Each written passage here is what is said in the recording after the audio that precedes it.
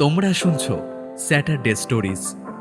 Saturday stories মানে তোমার, আমার, আমাদের সকলের মনের আড্ডাঘর।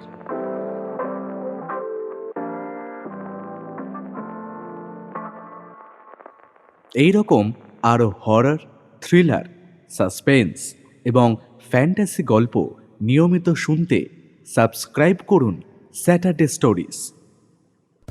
ব্যোমকেশ একভাবে সামনের চেয়ারে বসে থাকা দাসবাবুর দিকে তাকিয়ে থাকতে থাকতে যেন নিজের মনেই কথাটা বলে উঠল। ভদ্রলোকের কবে যাওয়ার কথা ছিল? ওই বাড়ির লোক আমাদের যতটা জানাচ্ছেন তাতে তো গতকাল তার যাওয়ার কথা ছিল, তবে আজ এই ব্যাপারটা ঘটে যাওয়ায় বুঝতেই পারছেন।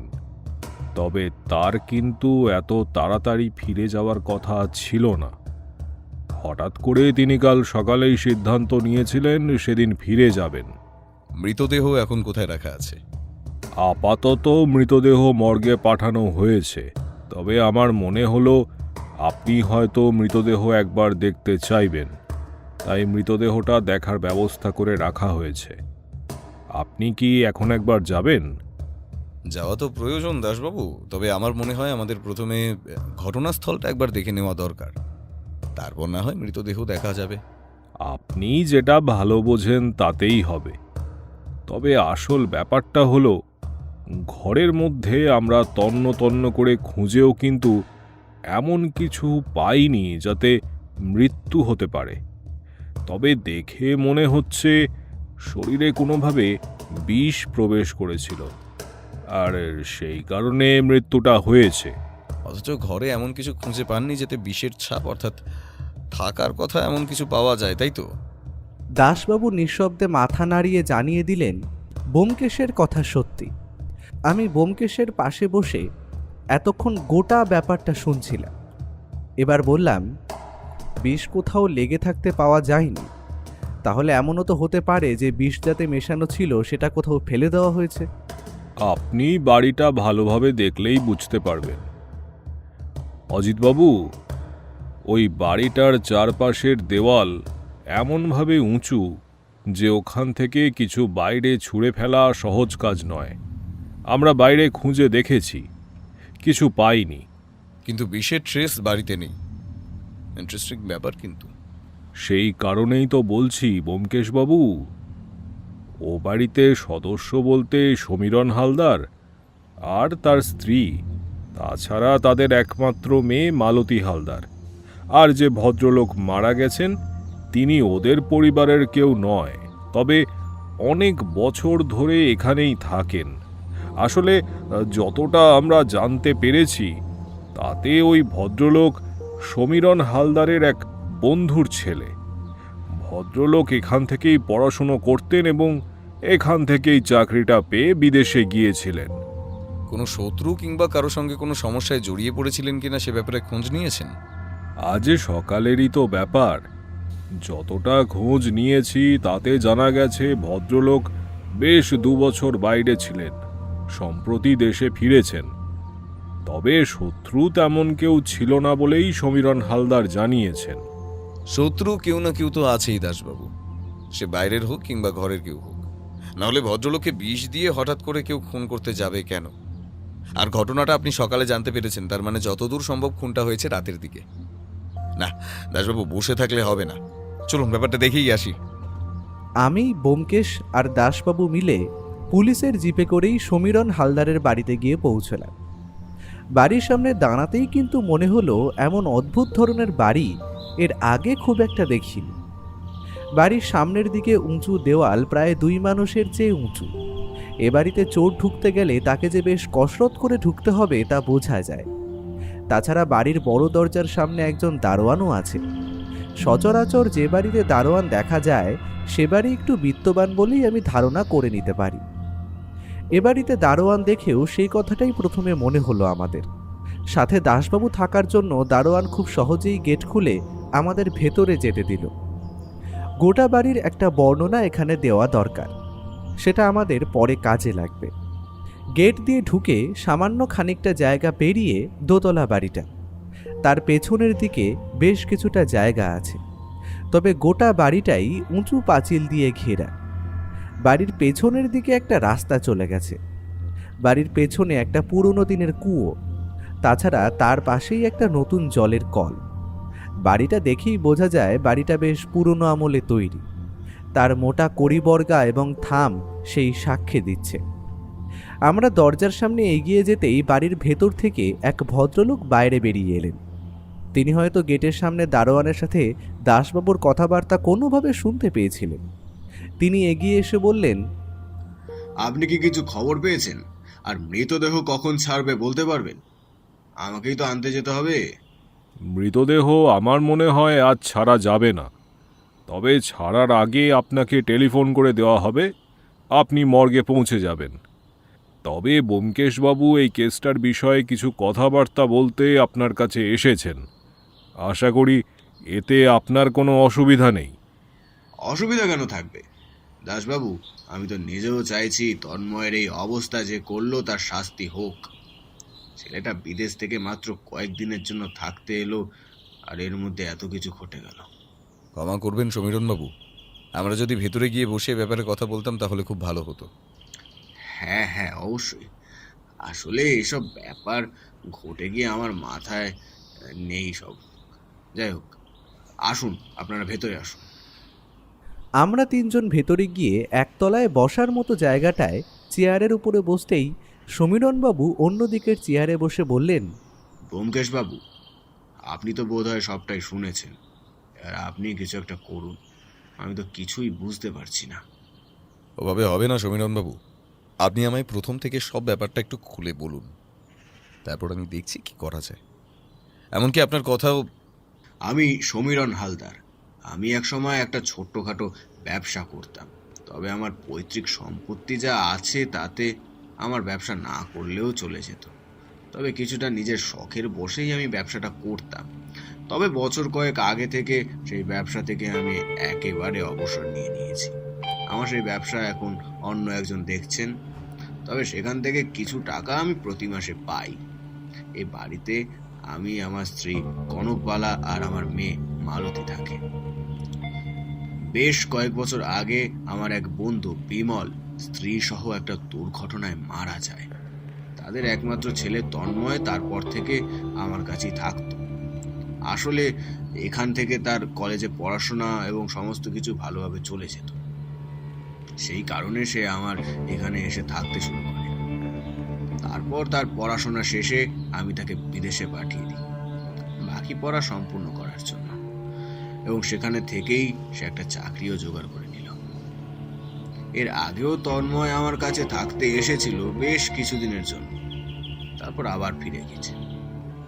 এবার যখন সে এসেছিল তখন সেখানকার একটি মেয়েকে তার পছন্দ হয়েছে এবং সে বিয়ে করতে চায়। আমার কোনো আপত্তি ছিল না। অবশ্য এই কথাটা সে আমাকে আগেই টেলিফোনে জানিয়েছিল। সে বিষয়ে কথাবার্তা বলে পরশু সে হঠাৎই ফিরে যাওয়ার কথা বলে। ফিরে যাওয়ার কথা ছিল কাল রাতে, আর কাল রাতেই এমন একটা দুর্ঘটনা ঘটে যায়। তন্ময়বাবু কাল রাতে কোন ঘরে ছিলেন? উপরের ঘরে মশাই। আসলে ওই ঘরটাতেই সে থাকতো, আর এখানে যতবার সে এসেছে ওই ঘরেই থেকেছে। মৃতদেহ সবার প্রথমে কে দেখেছিল? আমাদের বাড়ির সর্বক্ষণের যে কাজের লোক থাকে সে নিজেই দেখেছিল। আসলে সকালে বেশ তাড়াতাড়ি সে উঠে পড়ে, আর আজ যেহেতু তন্ময়ের ফিরে যাওয়ার কথা ছিল তাই সকালে তাকে ডাকতে গিয়ে দেখে এই অবস্থা। তারপর সে নিচে নেমে এসে আমাদের খবর দেয়। তারপর আমি আমার স্ত্রী উপরে গিয়ে দেখি তন্ময় নিজের ঘরের বিছানায় শুয়ে আছে, তবে তার শরীরে প্রাণ নেই। তখনই আমরা একজন ডাক্তারকে খবর দিই। তার আগেই অবশ্য বুঝতে পেরেছিলাম যে সে মারা গেছে, তবু ডাক্তার এসে ব্যাপারটা নিশ্চিত করে জানায়, আর তিনিই বলে পুলিশে খবর দেওয়ার কথা। তারপরে আমরা পুলিশে খবর দিতেই দাসবাবু এখানে এসে সবটাই দেখেন। কাল রাতে আপনি যখন ঘুমোতে গিয়েছিলেন তখন তন্ময়বাবু কি করছিলেন? সে কাল রাতে তাড়াতাড়ি খাওয়া দাওয়া সেরে নিজের ঘরে ঘুমোতে চলে গিয়েছিল। আসলে আজকে তার যাওয়ার ফ্লাইট, আর তাছাড়াও অফিসের কিছু কাজকর্ম সেরে সে ঘরেই বসেছিল। তাকে শেষবার আমি দেখেছিলাম তার ঘরে বসে কাজ করতে। ঠিক কোন কোন ঘরে থাকে বলুন তো? উপরে আমাদের 3টে ঘর রয়েছে, তার মধ্যে একটায় থাকে আমার মেয়ে মালতী, অন্যটায় তন্ময় এলে থাকে। আর নিচে একটা ঘর, সেখানে আমি আর আমার স্ত্রী থাকি। অন্য একটা ঘরে সারাক্ষণ কাজের লোক থাকে। তাছাড়া ঘরের বাইরে দারোয়ান থাকে, আশা করি আপনি দেখেছেন। যদি কেউ আসে তখন তাহলে আমার উপরের ঘরটায় ফাঁকা থাকে, সেখানে থাকবে। রাত্রে কোনো শব্দ শুনেছিলেন, মানে এ বাড়িতে কেউ ঢুকেছে কিংবা উপরে কারোর যাওয়ার আসার? ব্যোমকেশ বাবু, তবে আমার মেয়ে বলেছে যে সে নিজেও এসব কিছু শুনতে পায়নি। এমনকি তন্ময় ঘুমিয়ে পড়ার অনেক পরে নাকি সে ঘুমিয়েছিল। আসলে রাত জেগে তাকে অনেক পড়াশোনা করতে হয়, তাই তার ঘুমোতে অনেক দেরি হয়। তন্ময়বাবুর কোনো শত্রু থাকতে পারে বলে আপনার মনে হয়?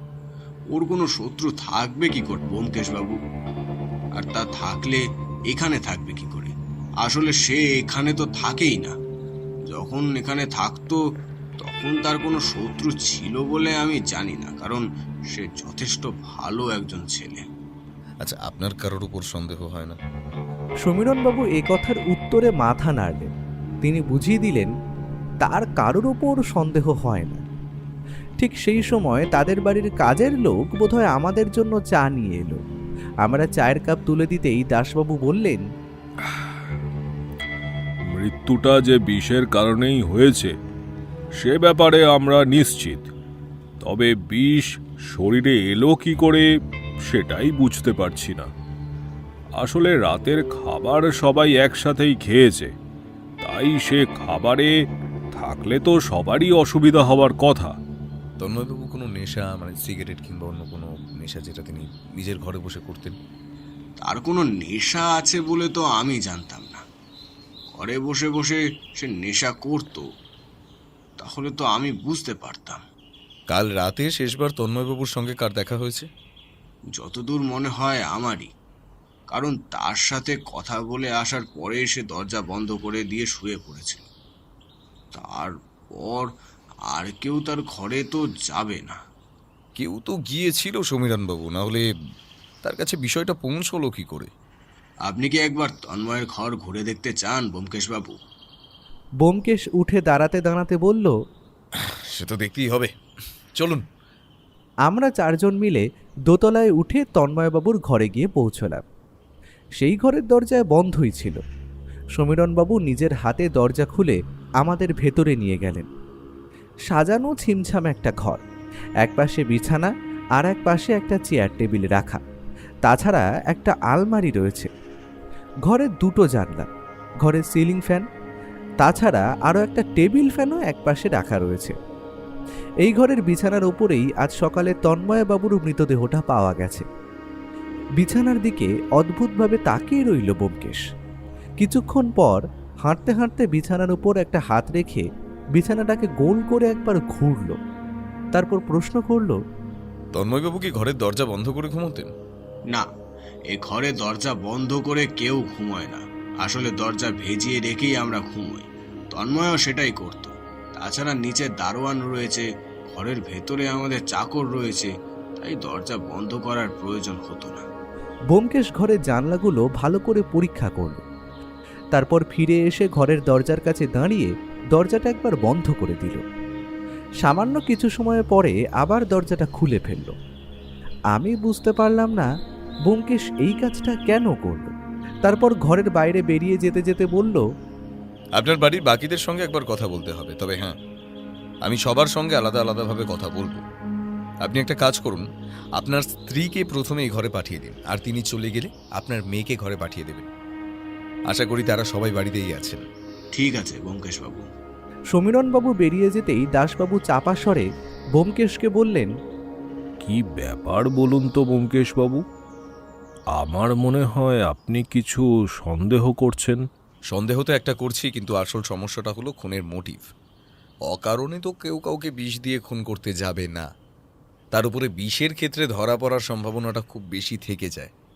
আমারও ওই একই কথাই মনে হচ্ছে ব্যোমকেশ। তন্ময়বাবু তো বিদেশে থাকতেন, তিনি কয়েকদিনের জন্য এখানে এসেছিলেন, আবার আজই ফিরে যাওয়ার কথাও ছিল। এর মধ্যে তার সাথে কারোর এমন কি শত্রুতা হলো যে তাকে খুন হতে হলো? অনেক কারণ হতে পারে ভাইয়া, তবে এখনই সেসব নিয়ে ভেবে নেওয়ার প্রয়োজন নেই। আগে সবার কাছ থেকে তাদের ধারণাটা শুনিনি। তারপর না হয় ভাববো। সমীরণবাবু বেরিয়ে যেতেই তিনি আমাদের ঘরে এসে ঢুকলেন। তাকে দেখেই বোঝা যায় তিনি সমীরণবাবুর স্ত্রী। তিনি আসতেই ব্যোমকেশ দরজা থেকে সরে এসে ঘরের একপাশে দাঁড়িয়ে বলল, কনকবালা দেবী। আচ্ছা, এই তন্ময় নামের ভদ্রলোক কেমন ছিলেন? মানে আপনার তাকে কেমন বলে মনে হতো? এই কথাটার আশা কনকবালা দেবী নিজেও করেননি। তাছাড়া আমি আর দাসবাবু ব্যোমকেশের প্রশ্ন শুনে একটু অবাক হয়ে গিয়েছিলাম। হঠাৎ এমন একটা প্রশ্ন ব্যোমকেশ করল কেন? তবে কনকবালা দেবী সামলে নিয়ে বললেন, তন্ময় ছেলে হিসেবে খুব একটা খারাপ ছিল না, তবে বুঝতেই পারছেন অজিতেশ বাবু, আমার বাড়িতে একটা মেয়ে রয়েছে, তাই ওকে এখানে রাখতে আমি প্রথমে একটু আপত্তি করেছিলাম বটে, তবে ছেলেটা পড়াশোনায় বেশ ভালো আর ছেলে হিসেবেও ভালো, তাই আর বেশি জোর করিনি। কাল রাতে শেষবার আপনার সঙ্গে তন্ময়ের কথা কখন হয়েছিল? খাবার সময় আমার সাথে দু একটা কথা হয়েছিল। আসলে ও বিয়ে করবে বলে ঠিক করেছিল, তাই চেয়েছিল বিয়েটা ওখানেই সারতে। তবে ফিরে এসেছিল একবার ওই নিয়ম রক্ষার খাতিরে। আচ্ছা, বিয়েতে আপনার কোনো রকম আপত্তি ছিল? আমার এতে আপত্তি করার কি আছে? সে সেখানে চাকরি পেয়েছে, সেখানেই থেকে যাবে বলে ঠিক করেছিল, আর সে সেখানে বিয়ে করবে যখন ভেবেছে তা তো ভালোই। বরং সে আমার মত চেয়েছিল, এমনকি টেলিফোনে আমার সাথে এ বিষয়ে কথাও হয়েছিল। তখন তো আমি ওকে মতও দিয়েছিলাম। তার মানে এই সমস্ত ব্যাপারে আপনি খুশি ছিলেন। আচ্ছা, কাল রাতে কি আপনি তন্ময়বাবু শুয়ে পড়ার পরে উপরে কাউকে আসতে দেখেছেন? না। আচ্ছা বেশ, তাহলে আপনি এখন আসুন আর আপনার মেয়েকে একবার এই ঘরে পাঠিয়ে দিন। আমি তার সঙ্গে এই বিষয়ে কিছু কথাবার্তা বলতে চাই। মালতীকে আবার এই বিষয়ে টানছেন কেন ব্যোমকেশ বাবু? ও এসবের কিছুই জানে না। তা আমি জানি কনকবালা দেবী, তবে নেহাত জেরা করার জন্যই তার সঙ্গে কথা বলতে হবে। তবে তাকে আমি বেশিক্ষণ আটকে রাখবো না। কনকবালা দেবী একবার আমাদের তিনজনকে দেখে ঘরের বাইরে চলে গেলেন। তার একটু পরেই আমাদের ঘরে এসে ঢুকল সমীরণবাবুর মেয়ে মালতী। তার বয়স বড়জোর 20 কি 21 হবে। সুন্দর সুশ্রী মুখের ভাব, মাথায় লম্বা চুল, তাছাড়া মুখে একটা বেশ মাধুর্য রয়েছে। সে আমাদের ঘরে ঢুকে একটু ইতস্তত করে প্রশ্ন করল, অজিতেশ বাবু, আপনি আমায় ডেকেছেন? হ্যাঁ, তোমার সঙ্গেই তন্ময়বাবুর খুনের ব্যাপারে একটু কথা বলতে হবে। তুমি তো দোতলার ঘরেই ঘুমোতে। কাল রাত্রে তুমি কিছু শুনতে পাওনি? আসলে আমি ঘরের দরজা বন্ধ করে রাত জেগে পড়াশোনা করি আর তারপরে ঘুমোতে চলে যাই, তাই রাত্রে তেমন কিছু শুনতে পাইনি। আসলে রাত্রে আমি ঘরের বাইরে খুব একটা আসি না। তন্ময়বাবুর সঙ্গে তোমার কাল রাত্রে শেষবার কখন কথা হয়েছিল? তন্ময় দ্বারা চলে যাওয়ার কথা ছিল। কাল রাত্রে আমার ঘরে এসেছিল, আমার সাথে বেশ কিছুক্ষণ কথা বলে তারপর নিজের ঘরে ঘুমোতে চলে গেল। যদি তোমার আপত্তি না থাকে তাহলে ঠিক কী বিষয় নিয়ে তোমাদের কথা হয়েছিল তা কি জানতে পারি? না, তেমন কিছু না। এই আমার পড়াশোনা আর তাছাড়া তন্ময়দার বিদেশে বিয়ের ব্যাপারে এইসব কিছু নিয়েই কথাবার্তা হয়েছিল। তোমার কি কাউকে সন্দেহ হয়? না না অজিতেশবাবু, তন্ময়দাকে যে কেউ খুন করতে পারে সেটাই তো ভাবতে পারছি না আমি। ঠিক আছে, তুমি এখন যাও আর তোমাদের বাড়ির কাজের লোকে একবার পাঠিয়ে দিও। মালতী ঘর থেকে বেরিয়ে যেতেই দাসবাবু প্রশ্ন করলেন, কিছু বুঝতে পারলেন ব্যোমকেশ বাবু? একটাও সূত্র নেই দাসবাবু। একটা সূত্র থাকলে না হয় সেটার উপর ভিত্তি করেই যে কোনো একটা পথে তদন্তটা এগিয়ে নিয়ে যাওয়া যেত। আরে ওটা কি? আমি দেখতে পেলাম ব্যোমকেশ ঘরের একপাশে একটা বড় অ্যাটাচি বাক্সের দিকে এগিয়ে গেল। সেটা যে তন্ময়বাবুর সেটা আমি বুঝতে পারলাম। আসলে আজ বেরিয়ে যাওয়ার জন্য তিনি তার ব্যাগ গুছিয়েই রেখেছিলেন। ব্যোমকেশ চাপা স্বরে বলে উঠল, দাসবাবু দরজার সামনে দাঁড়িয়ে থাকুন, কেউ এলেই আমায় জানাবেন। ব্যোমকেশ এরপর একটা অদ্ভুত কাজ করল। অ্যাটাচি বাক্সটা খুলে তার ভেতর জামা কাপড়, কাগজপত্র, বই, এটা ওটা ঘাঁটতে লাগলো। বেশ কিছুক্ষণ এভাবে ঘাঁটাঘাঁটির পর একসময় সেটা আবার গুছিয়ে রেখে বন্ধ করে দিল। আমার মনে হলো ব্যোমকেশ বাক্সের ভেতর থেকে কিছু যেন একটা তুলে নিয়ে তার জামার আড়ালে লুকিয়ে ফেলল। তারপর যেন কিছুই হয়নি এমন একটা ভাব করে দরজার সামনে এসে দাঁড়াতে নিচ থেকে এবাড়ির কাজের লোককে আসতে দেখা গেল, যে আমাদের জন্য চা নিয়ে এসেছিল। ব্যোমকেশ তাড়াতাড়ি বিছানার একপাশে বসে পড়ল। আমরাও আর উপায় না দেখে বিছানার উপরে বসে রইলাম। লোকটা ঘরে ঢুকে হাত জোড় করে আমাদের সামনে দাঁড়ালো। তোমার নাম কি? হরি স্যার। তুমি কতদিন ধরে বাড়িতে কাজ করছো? তা ধরুন 15 বছর ধরে বাড়িতে কাজ করছি। বাহ, তাহলে তো তুমি এ বাড়ির বেশ পুরনো লোক। তন্ময়বাবু যখন প্রথম এই বাড়িতে থাকতে আসেন, আশা করি তখন তুমি এখানেই ছিলে। হ্যাঁ স্যার।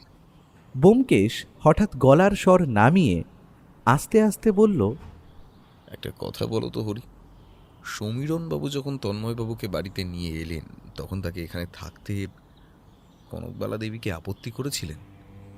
এ কথায় হরি যেন সামান্য ইতস্তত বোধ করল। তাই দেখে ব্যোমকেশ বলল, তোমার কোনো চিন্তা নেই হরি, তুমি যা বলবে সেই কথাগুলো আমাদের তিনজনের মধ্যেই থাকবে, বাইরের কেউ জানতে পারবে না তুমি আমাদের কি বলেছ। হরি এ কথা শুনে যেন সামান্য ভরসা পেল। তা তার মুখের ভাব দেখেই বোঝা যায়। তারপরে সে বলতে শুরু করল, তন্ময়বাবু প্রথম যখন এ বাড়িতে আসেন তখন বড় দিদিমণি একটু রাগ করেছিলেন। তবে তন্ময়বাবু আসলে খুব ভালো মানুষ ছিল স্যার। সে নিজের ঘরে বসে পড়াশোনা করত, কলেজ যেত ব্যাস, আর খাওয়ার সময় বাইরে আসতো। এসব ছাড়া সে বাইরে কোথাও যেত না, বাড়ির কারোর সাথে বেশি কথা বলতো না, এমনকি বাড়ির বাইরে পর্যন্ত বের হতো না। ছোট মুখে বড় কথা, কিন্তু তন্ময়বাবু যেন সত্যি মাটির মানুষ ছিল স্যার। কে যে তার এত বড় ক্ষতি করলো স্যার। হরির মুখে একটা স্পষ্ট দুঃখের ছাপ পাওয়া গেল। ব্যোমকেশের সাথে অনেক কেসে তার পাশে থেকে মানুষের জবানবন্দি নেওয়ার কাজটা আমি দেখেছি, তাই বুঝতে পারলাম হরি যে কথাগুলো বলছে সেগুলো মিথ্যে নয়। এমনকি তন্ময়বাবুর মৃত্যুতে সে যে নিজেও সামান্য দুঃখ পেয়েছে সেটা তার মুখের ভাবেই বোঝা গেল। ব্যোমকেশ কিন্তু সে ব্যাপারে তেমন গুরুত্ব দিল না। তার বদলে প্রশ্ন করল, হরি, তুমি তো এই বাড়িতে সারাক্ষণ থাকো, আশা করি বাড়ির সবাই ঘুমিয়ে পড়ার পরে তুমি ঘুমোতে যাও। কাল যখন তুমি ঘুমোতে গেছিলে তখন উপরের ঘরে তন্ময়বাবুর ঘরে কি আলো জ্বলতে দেখেছিলে? হ্যাঁ স্যার, আপনি ঠিকই বলেছেন। সবার খাওয়া দাওয়া হয়ে গেলে তারপর আমি নিজে খাওয়া দাওয়া সেরে বাসনপত্র গুছিয়ে রেখে নিজের ঘরে ঘুমাতে যাই।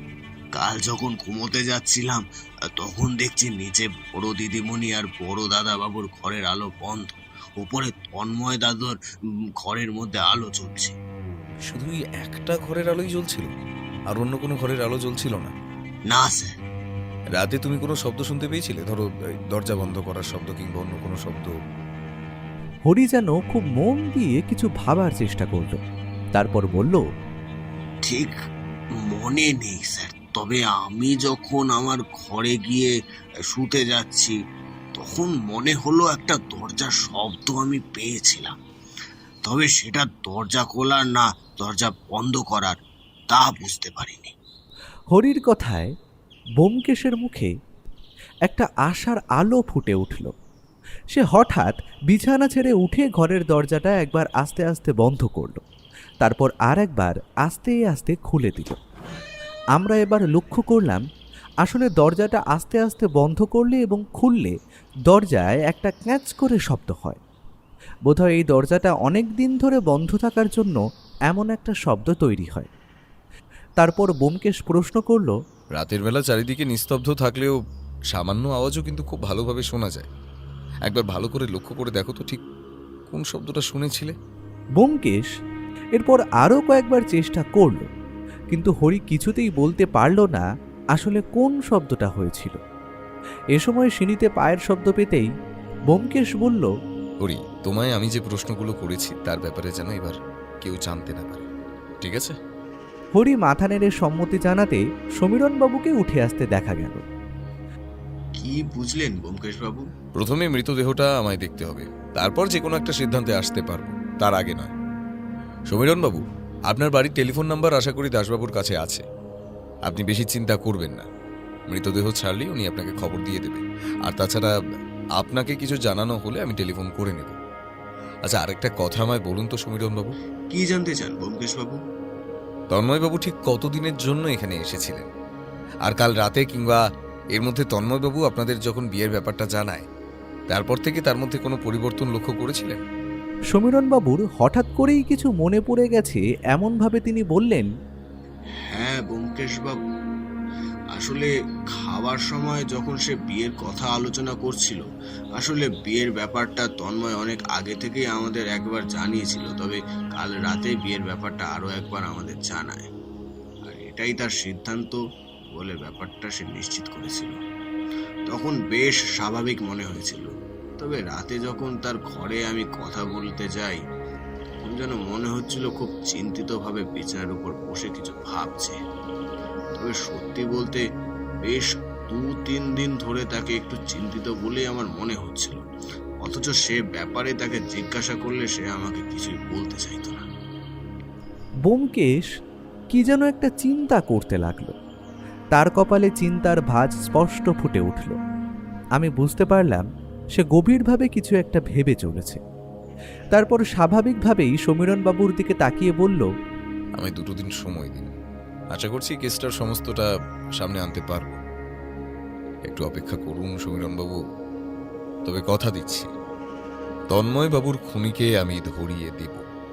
সমীরণবাবু যে চোখে ব্যোমকেশের দিকে তাকালো, তাকে বোধহয় কৃতজ্ঞতায় পরিপূর্ণ চোখ বলা যায়। এরপর আমি, ব্যোমকেশ আর দাসবাবু সমীরণবাবুর বাড়ি থেকে বাইরে বেরিয়ে এলাম। আমরা হেঁটে জিপের কাছে চলে এসেছি। এমন সময় ব্যোমকেশ বলল, একটু দাঁড়াও তো, আমি দারোয়ানের সঙ্গে 2-1 কথা বলে আসছি। ব্যোমকেশ এগিয়ে গিয়ে দারোয়ানের সাথে বেশ কিছুক্ষণ কথাবার্তা বলতে লাগলো। আমরা দূর থেকে তাদেরকে লক্ষ্য করলাম, তবে তারা কি কথা বলছে তা বুঝতে পারলাম না।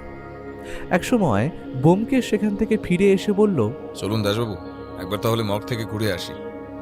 আমাদের জিপটা সমীরণবাবুর বাড়ির কাছ থেকে মর্গের দিকে যাত্রা শুরু করলো। ওটা শরীর নীল হয়ে এসেছে, তবে মুখে কিন্তু কোনো রকম ফেনা কিংবা অন্য ধরনের কোনো ছাপ আসেনি। তার মানে বিষটা শরীরে গিয়ে কাজ করতে বেশ কিছুটা সময় নিয়েছে। ডাক্তার নিজেও এই কথা বলছে, তবে আপনি ব্যাপারটা কি করে বুঝতে পারলেন বলুন তো? একটা কেসে বেশ কয়েক ধরনের বিষ নিয়ে আমার নাড়াচাড়া করতে হয়েছিল, তখনই এই ব্যাপারটা নিয়ে কিছুটা জানতে পেরেছি। সব বিষের প্রতিক্রিয়া আমাদের শরীরে সমানভাবে হয় না, বিভিন্ন বিষের কাজ বিভিন্ন রকম হয়। কোনো বিষে মুখ থেকে গ্যাজলা কিংবা সাদা রঙের ফেনা বেরিয়ে আসে, আবার কোনো বিষে এই ধরনের কোনো প্রতিক্রিয়া দেখা যায় না।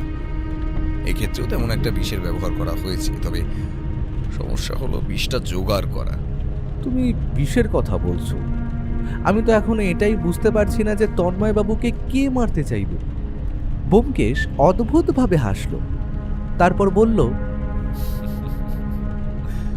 মারতে চাইবে সে, যার আসলে এখান থেকে তন্ময়বাবু বিদেশে চলে গেলে সমস্যা হতো। আসলে আমরা যে মোটিভ খুঁজে চলেছিলাম তন্ময়বাবুর খুনের ক্ষেত্রে, সেক্ষেত্রেও বাড়ির সবাই কিন্তু তন্ময়বাবুকে বেশ ভালো মানুষ বলেই দাবি করছে। আর প্রত্যেকটা মানুষ যখন একই কথা বলছেন, তখন সেটা খুব একটা মিথ্যে হতে পারে না। সেখানে একটাই মোটিভ, তন্ময়বাবুকে এখান থেকে বিদেশে যেতে না দেওয়া। তবে এক্ষেত্রে কার লাভ সবচেয়ে বেশি, সেটাই আমার জানা প্রয়োজন। তাহলে এবার মৃতদেহ কি ছেড়ে দেবো? আপনাদের পোস্টমর্টমের কাজ হয়ে গিয়ে থাকলে আপনি মৃতদেহ ছেড়ে দিতে পারেন। আমার যা দেখার সেটুকু দেখা হয়ে গেছে। ব্যোমকেশ মর্গের ঘরের দরজার দিকে এগিয়ে যেতেই আমি সাদা কাপড়ে ঢাকা মৃতদেহটা দেখতে লাগলাম। একটা শান্তশিষ্ট মুখ ভদ্রলোকের। তিনি বোধহয় চশমা পরতেন। কপালের দুপাশে আর নাকের সামান্য দুপাশে একটা ছাপ রয়েছে। এগুলো থেকে ব্যাপারটা আন্দাজ করা যায়। এছাড়া মুখে আর কোনো চিহ্ন নেই, তবে মুখটা সামান্য নীল হয়ে আছে, এটা একটা ব্যাপার। আমি আর বেশিক্ষণ দাঁড়ালাম না, মর্গ থেকে বেরিয়ে এলাম। ব্যোমকেশের সাথে দাসবাবু জিপে করেই আমাদের বাড়ি পর্যন্ত পৌঁছে দিলেন। তারপর যাওয়ার সময় বললেন, কিছু জানতে পারলে আমায় অবশ্যই জানাবেন ব্যোমকেশবাবু, আমি কিন্তু অপেক্ষায় থাকব। আর আমি এক্ষুনি ফিরে গিয়ে মৃতদেহ ছেড়ে দেওয়ার ব্যবস্থা করছি। সারাদিন ধরে বেশ ধকল গেল। এরপর আমরা বাড়ি ফিরলাম। তাই বাড়ি ফিরে প্রথমে স্নান সেরে নিয়ে খাবার টেবিলে বসে খাবার খেতে খেতেই ব্যোমকেশকে প্রশ্ন করলাম, তা ব্যোমকেশ, কেসটাই কি বুঝছো? একটা কথা কিন্তু স্পষ্ট নয় ভাইয়া, তন্ময়বাবুকে বাইরের কেউ খুন করতে আসেননি। কারণ ওই বাড়ির উঁচু পাঁচিল আর ওই দারোয়ানকে পেরিয়ে এই বাড়িতে ঢুকে একটা মানুষকে বিষ খাইয়ে দিয়ে আবার বাড়ি থেকে বেরিয়ে যাওয়া সহজ কাজ নয়। তাছাড়া তন্ময়বাবু কোনো নেশা করতেন না, এমনকি বাইরের কোনো খাবার যে তিনি ঘরে এনে খেয়েছেন তেমনটাও নয়। তাহলে বাইরের কোনো শত্রুর ব্যাপারটা আমরা বাদ দিয়ে রাখতে পারি। উম, তাহলে তুমি বলতে চাইছো ওই বাড়ির 3 জনের মধ্যেই কেউ খুনটা করেছে? অবশ্যই, কারণ ওই 3 জনেরই যথেষ্ট মোটিভ রয়েছে। তবে মেয়েটির কোনো মোটিভ আছে কিনা সে ব্যাপারে আমি এখনো স্পষ্ট কোনো ধারণা করতে পারছি না। কিন্তু সমীরণ বাবুর কি মোটিভ থাকতে পারে? অমরজিৎ, তুমি সমস্তটাই দেখো, সমস্তটাই বোঝো, কিন্তু খুব ভালোভাবে ব্যাপারটা ভেবে দেখো না। যদি সেটা করতে তাহলে তুমি নিজেই এই ব্যাপারটা বুঝতে পেরে যেতে। আসলে ও বাড়িতে সমীরণ বাবু এমনকি কনকবালা দেবী দুজনেরই দুটো শক্ত মোটিভ রয়েছে। একমাত্র মালতীর কোনো মোটিভ নেই, আর বাকি রইল বাড়ির চাকর আর দারোয়ান। তারা অন্তত তন্ময়বাবুকে খুন করতে যাবেন না, অন্তত তাদের সঙ্গে কথা বলে কিংবা দেখে এটা মনে হয়নি। আচ্ছা ব্যোমকেশ, সমীরণ বাবু তো নিজেই তন্ময় বাবুকে বাড়িতে এনে রেখেছিলেন, তাহলে তিনি ওকে খুন করতে যাবেন কেন? তবে হ্যাঁ, কনকবালা দেবী যে তন্ময় বাবুকে খুব একটা ভালোবাসতেন না তা তো বোঝাই গেল। তবে এখানে আর একটা সমস্যা আছে। তন্ময় বাবু বাড়ি ছেড়ে চলে যাচ্ছিলেন, তাহলে তাকে খুন করার প্রয়োজন কি পড়বে তার? ব্যোমকেশ এ কথার উত্তর দিল না। তার বদলে মজা করে সত্যবতীর দিকে তাকিয়ে বলল, আচ্ছা অর্ধাঙ্গিনী, বলো তো, তোমার খুব কাছের কোনো প্রিয় একটা জিনিস যদি তোমার থেকে দূরে চলে যায়, কিংবা মনে করো দূরে চলে যাচ্ছে, এবার ভেবে বলো তো তখন কি করবে? সেটা যাতে আমার থেকে দূরে না যায় বা কেউ নিয়ে যেতে না পারে তার ব্যবস্থা করব। আর যদি দেখো তারপরেও সেটা থাকতে চাইছে না, তখন কি করবে? যে কোনো মূল্যে তাকে তোমার কাছে রাখার চেষ্টা করবে। সত্যবতী মাথা নাড়াল, আর তখনই আমি বুঝতে পারলাম আসলে ব্যোমকেশ ঠিক কোন দিকে ইঙ্গিত করতে চাইছে। এই দিকটা তো আমি ভেবে দেখিনি। এদিক দিয়ে ভাবতে গেলে দুজনেরই একটা করে শক্ত মোটিভ রয়েছে। না, কেসটা যতটা সহজ বলে মনে হয়েছিল ততটা সহজ নয়। তবে একটা ব্যাপারে নিশ্চিন্ত হওয়া গেল যে তন্ময়বাবুর শত্রু বাইরের কেউ নয়। খাওয়া দাওয়ার পরে ব্যোমকেশের ঘরে যেতে দেখলাম সে বিছানার ওপর একটা ডায়েরি নিয়ে শুয়ে পড়েছে। আমি তা দেখে প্রশ্ন করলাম, আচ্ছা ব্যোমকেশ, তুমি তখন তন্ময়বাবুর ব্যাগ থেকে কি বার করে আনলে বলো তো? ব্যোমকেশ আমার দিকে না তাকিয়েই একটা আঙুল মুখের ওপর রেখে আমায় চুপ করতে বলল। আমি বুঝতে পারলাম ব্যোমকেশ মন দিয়ে ডায়েরিটা পড়ে চলেছে। তাই আমার তাকে আর বিরক্ত করতে ইচ্ছে হলো না। আমি নিজের ঘরে চলে গেলাম। বেশ একটু ঘুমও এসেছিল, তাই এই সময় ঘুমটা নষ্ট করতে আর ইচ্ছে হলো না। ঘুমটা ভাঙলো একেবারে সন্ধ্যের পরে। তখন ব্যোমকেশের ঘরে এসে দেখি সে আর নিজের টেবিলের উপর বসে নিজের ডায়েরিতে কি যেন লিখছে। আমি ঘরে ঢুকতে ঢুকতেই বললাম, তা ব্যোমকেশ, কিছু পেলে? কোন ব্যাপারে বলো তো? আরে তন্ময়বাবুর খুনের ব্যাপারে। ব্যোমকেশ যেন আকাশ থেকে পড়ল, এমনভাবে বলল। ও আচ্ছা, তন্ময়বাবুর খুনের ব্যাপারটা, তাই না? ওটা তো একরকম হয়ে এসেছে, তবে এখন সেই জিনিসটা খুঁজে বার করা দরকার যেটার সঙ্গে বিষ মেশানো হয়েছিল। আমি অবাক হয়ে বললাম, খুনটা কে করলো সেটা কি জানতে পেরেছো? বিছানার পাশে রাখা ডায়েরি তুলে নিয়ে শেষের দিক থেকে 5 নম্বর পাতাটা পড়ো, তাহলেই বুঝতে পারবে। আমি ব্যোমকেশের কথা মতো ডায়েরিটা তুলে নিয়ে দেখলাম শেষের দিকে বেশ কয়েকটা খাতায় পাতা পেরিয়ে মাত্র 2 দিন আগের একটা তারিখের দিকে চোখ পড়ল। আসলে যেদিন তন্ময়বাবু মারা গিয়েছিলেন এটা তার আগের দিনের। ব্যোমকেশের হিসেব মতো 5 নম্বর পাতায় এসে পড়তে পড়তেই আমার মাথাটা কেমন ঘুরে উঠল। এমন একটা ব্যাপার যে হতে পারে তা আমি ভাবতেই পারিনি। আমি যা পড়ে চলেছি তার সব কি সত্যি? আমি অদ্ভুতভাবে অজিতেশের দিকে তাকিয়ে বললাম, ব্যোমকেশ? হ্যাঁ বন্ধু, তুমি যেটা ভাবছো সেটাই। ডায়েরিটা আমি ঠিক এই কারণেই নিয়ে এসেছিলাম। আমার মনে হয়েছিল ডায়েরি থেকে আমি কিছু একটা পেলেও পেতে পারি। আসলে সেদিন হয়তো তুমি খেয়াল করোনি, আমিও বাড়ি থেকে বেরিয়ে আসার সময় সমীরণ বাবুকে শেষ কোন প্রশ্নটা করেছিলাম? ডায়েরির পাতার লেখাগুলো পড়ার পর থেকে আমার মাথার ভেতর এমনিতেই সব এলোমেলো হয়ে যাচ্ছিল। তাই সেদিন ব্যোমকেশ সমীরণবাবুকে শেষ কোন প্রশ্নটা করেছিল আমার ঠিক মনে এলো না। তাই বললাম, কোন প্রশ্নটা করেছিলে তুমি? আমি সমীরণবাবুকে প্রশ্ন করেছিলাম তিনি এর মধ্যে তন্ময়বাবুকে বেশ চিন্তিত দেখেছিলেন কিনা, আর তিনি আমায় উত্তর দিয়েছিলেন গত 2-3 দিন ধরে তাকে বেশ চিন্তিত বলে মনে হয়েছিল। এবার তুমি বুঝতে পারছো তো, ডায়েরির পাতায় ঠিক 5 দিন আগে এই ব্যাপারগুলো লেখা, আর তার সঙ্গে তন্ময়বাবুর চিন্তার ব্যাপারটার যোগ কোথায়? এবার তুমি যদি 4 থেকে 1 নম্বর পাতা পর্যন্ত পড়ো, তাহলেই বুঝতে পারবে আসলে আমি কি বলতে চাইছি। আমি ব্যোমকেশের কথা মতো বাকি ডায়েরির পাতাগুলো পড়ে ফেলতেই চমকে উঠলাম। এই ডায়েরিটাই সমস্ত কিছু প্রমাণ করে দিচ্ছে। আর তাছাড়া এটাও প্রমাণ করে দিচ্ছে যে তন্ময়বাবু বুঝতে পেরেছিলেন তার আশেপাশে একটা বিপদের কালো মেঘ ঘনিয়ে আসছে। তাই বোধহয় তিনি খুব তাড়াতাড়ি ফিরে যাওয়ার সিদ্ধান্তটা নিয়ে নিয়েছিলেন। আমি ব্যোমকেশের দিকে তাকিয়ে বললাম, তাহলে এই ডায়েরিটার উপর ভিত্তি করেই তো অপরাধীকে ধরে ফেলা যায়।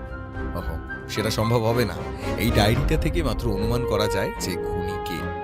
তবে তার খুনের কোনো একটা শক্তপোক্ত প্রমাণ জোগাড় করতে না পারলে পুলিশ কিন্তু এটা সহজে মেনে নেবে না।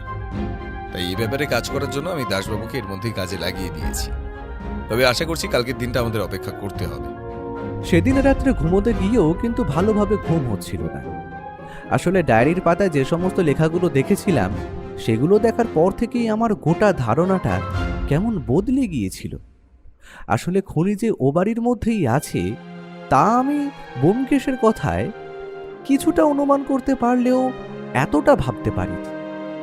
তবে ও যে ঠিক কোন প্রমাণের জন্য অপেক্ষা করছে তা আমি বুঝতে পারছিলাম না। আর তাছাড়া এখনও আমায় কিছু বলতেও চাইছিল না। তাই আমি নিজেও সেই চেষ্টা করি। আমি অপেক্ষা করতে লাগলাম ব্যোমকেশের সেই প্রমাণটা হাতে আসার জন্য। পরের গোটা দিন একরকমভাবে কেটে গেল। তবে সন্ধ্যের দিকে দাসবাবুর টেলিফোন আসার পরেই ব্যোমকেশের মুখটা সামান্য উজ্জ্বল হয়ে এলো। আর আমি বুঝতে পারলাম ব্যোমকেশ সেই শক্ত প্রমাণটা জোগাড় করতে পেরেছে। আরও নিজেও সন্ধ্যার দিকে আমার ঘরে এসে বলল, বন্ধু, সব অনুমান মিলে গেছে, সমস্ত কিছু তৈরি। কাল সকালে আমরা একবার সমীরণবাবুর বাড়িতে যাব। তবে একটা জিনিস কিন্তু এখনো বাকি রয়ে গেছে। কি বাকি আছে? পুলিশের ডাক্তার জানাচ্ছিল তন্ময়বাবু শেষ যেটা খেয়েছিলেন সেটা হলো একটা মিষ্টি।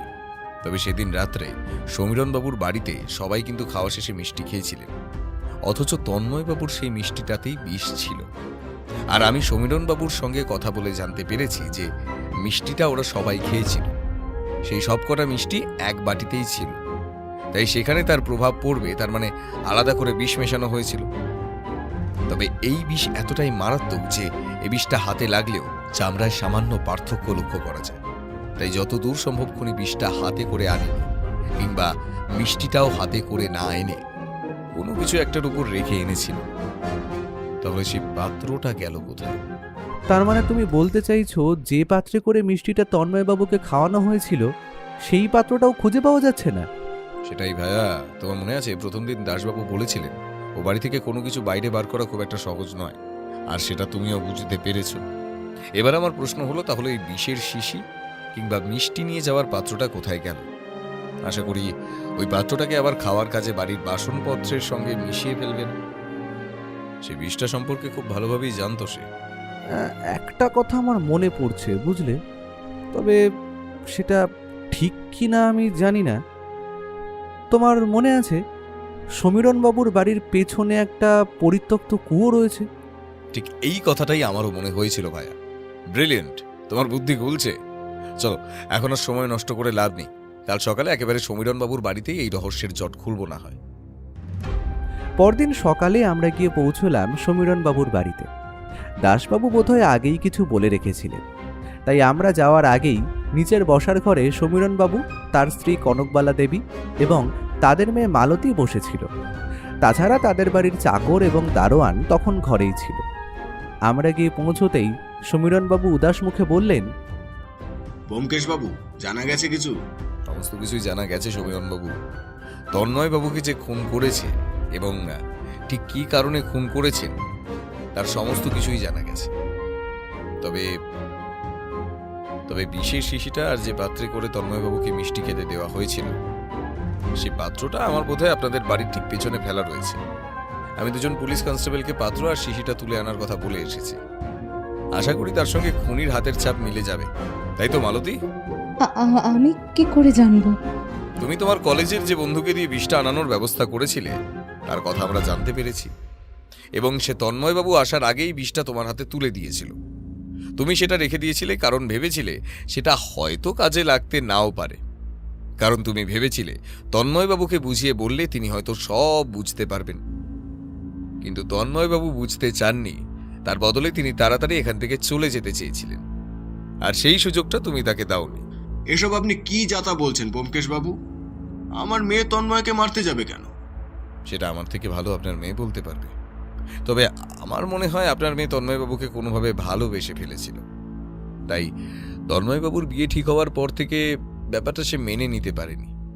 সে হয়তো তন্ময়বাবুকে সেদিন রাতে বোঝানোর জন্য তার ঘরে গিয়েছিল, আর তাই আপনাদের বাড়ির চাকর ঘুমোতে যাওয়ার সময় দরজা বন্ধ করার শব্দ পেয়েছিল। আসলে এই শব্দটা দরজা বন্ধ করার। আপনার মেয়ে বোধহয় রাগের মাথায় দরজাটা বন্ধ করেছিল জোরে, সেই শব্দ হরি পেয়েছিল। তাছাড়া বেশ সকালে বাড়ির পেছনের দিকে যেতে দেখেছিল আপনার বাড়ির দারোয়ান। তুই এটা করলি? হতেই পারে না, আমায় ফাঁসানো হচ্ছে। আমি এসব কিছুই করিনি। এত কিছুর পরেও অপরাধ স্বীকার করতে চাইছো না? তার মানে আমার মনে হয় ওই বিষের শিশি আর মিষ্টি নিয়ে যাওয়ার পাত্রে তোমার হাতের ছাপ পাওয়া যাবে না। বোধহয় কাজটা তুমি গ্লাভস পরে কিংবা বাটিটা অন্য কিছু দিয়ে ধরে করেছিলে। তবে তন্ময়বাবুর ডায়েরিতে কিন্তু তোমার ব্যাপারে অনেক কিছুই লেখা রয়েছে, আর সেটা দেখে আমার প্রথম সন্দেহটা তোমার উপরে হয়েছিল। তারপর আমি কাল সারা দিন ধরে তোমার কলেজ এবং আশেপাশের সমস্ত ব্যাপারে খোঁজ খবর নিয়েছি। এখনো স্বীকার করে নাও মালতী, তোমার বাঁচার কিন্তু কোনো রাস্তা নেই।